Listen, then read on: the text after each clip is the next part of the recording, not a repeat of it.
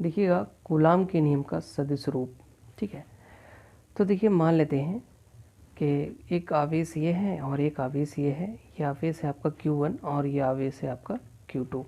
ठीक है, और इनको मिलाने वाली एक रेखा है जिनकी इनके बीच की दूरी कितनी है, r है। ठीक है, मान लेते हैं इसके द्वारा जो इस पर बल लगेगा ना, उसका मान हम लिख लेते हैं वेक्टर 2 1। 2 1 का मतलब दूसरे आवेश पर पहले के द्वारा लगने वाला बल, और इस पर जो लगने वाला बल है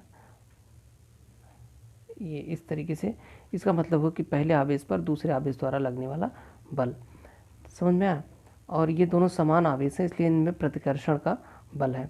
ठीक, अब देखिए यहाँ पर मैं आपको वेक्टर दिखाता हूँ। देखिए इनको मिलाने वाली जो रेखा है ना, मान लेते हैं ये वाला जो वेक्टर है इस दिशा में, ये इस दिशा में जो वेक्टर है ये आपका कौन सा वेक्टर है, R12 यूनिट वेक्टर। 1 2 का मतलब 1 से 2 की तरफ। और ये वाला जो वेक्टर है मान लेते हैं ये आपका क्या है, R21 कैप। इसका मतलब है कि 2 से 1 की तरफ। ठीक है, समझ में आया? ये इस तरफ हो गया। अब देखिए इनके बीच जो लगने वाला बल है उसका परिमाण तो हम कूलाम के नियम से निकाल लेंगे, लेकिन इसका सदिश रूप हमें देखना है। तो आइए देखते हैं। देखिए जो इसके बीच लगने वाला बल होगा ना, वो क्या होगा, देखो अगर हम निकालें F21, ठीक, F21 निकालें। F21 का मतलब क्या है कि दूसरे आवेश पर पहले के द्वारा लगने वाला बल कितना हो जाएगा, ये हो जाएगा 1/4 पाई एप्सिलॉन नॉट दोनों आवेशों का गुणनफल। तो दोनों आवेश का गुणनफल कितना हो जाएगा, Q1 Q2 बटा R² हो जाएगा। इनके बीच की दूरी कितनी है, R है, तो R² हो गया। अच्छा, चूँकि देखो ये बल जो है किस दिशा में लगा हुआ है, इधर की तरफ। इधर की तरफ कौन सा वेक्टर है हमारा, ये वाला वेक्टर है। तो हम लिख सकते हैं R12 कैप। ठीक है, क्यों लिख सकते हैं, क्योंकि देखो R12 किस दिशा में, इस दिशा में है, और इसी दिशा हमारा बल लग रहा है, तो इतना हो गया। इस तरीके से दूसरा अगर हम बल निकालें F12, देखो F12 का मतलब क्या है, पहले आवेश पर दूसरे आवेश के द्वारा लगने वाला बल। तो कितना हो जाएगा, ये इक्वल हो जाएगा 1/4 पाई एप्सिलॉन नॉट दोनों आवेशों का गुणनफल Q1 Q2 बटा इनके बीच की दूरी का स्क्वायर। इनके बीच की दूरी कितनी, R का स्क्वायर हो गया। अब देखो वेक्टर लिखते हैं किस दिशा में है, देखो ये बाहर की तरफ है ना, इस तरफ ऐसे। तो कौन सा वेक्टर है, R21। ठीक है, 2 से 1 की तरफ वाला, 2 से 1 की तरफ वाला जो वेक्टर होगा इस तरफ।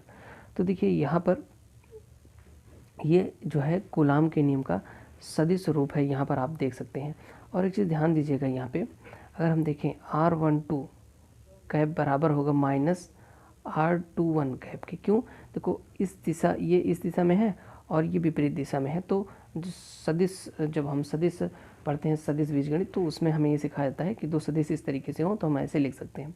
ठीक है, तो देखिए यहाँ पर अगर हम चेंज करना चाहें तो देखो क्या लिख सकते हैं, F12 अगर हम इसको चेंज कर दें F12 को, तो क्या हो जाएगा 1/4 pi epsilon not Q1 Q2 बटा R² हो गया।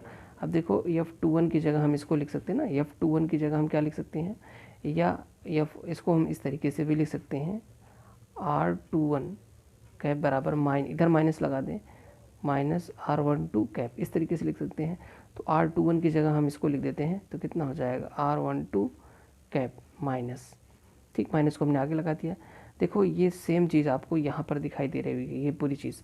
तो यहाँ पे हम लिख सकते हैं F21, ठीक, और हम लेकर क्या चले थे F12। देखो यहाँ से हमें ये पता चलता है ये माइनस है, ठीक है। देखो यहाँ से हमें देखने से ये पता चलता है कि ये जो दोनों बल है ना, ये आपस में बराबर है, ठीक है, इनके परिमाण आपस में बराबर हैं, बस क्या है, दिशा विपरीत है, ठीक है। तो कूलाम के नियम का जो सदिश रूप है, तो ये सदिश रूप हो गया। और इससे ये सिद्ध होता है कि जो कूलाम का नियम है, यानी कि जो वैद्युत आवेशों के बीच लगने वाला बल है, वो क्रिया प्रतिक्रिया के नियम का पालन करता है। जितना ये इस पर बल लगाता है उतना ही ये इस पर बल लगाता है, और दोनों के जो दिशाएं होती हैं वो क्या होती हैं, परस्पर विपरीत होती हैं, ठीक है। तो ये हो गया।